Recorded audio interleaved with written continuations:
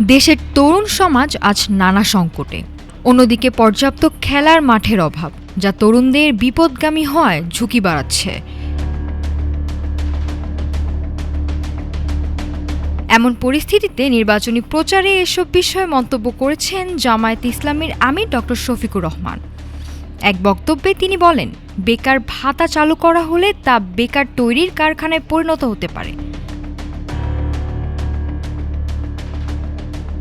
পাশাপাশি তরুণদের জন্য পর্যাপ্ত খেলাধুলার মাঠ না থাকায় তাদের বিপদগামী হওয়ার আশঙ্কার কথা তুলে ধরেন তিনি।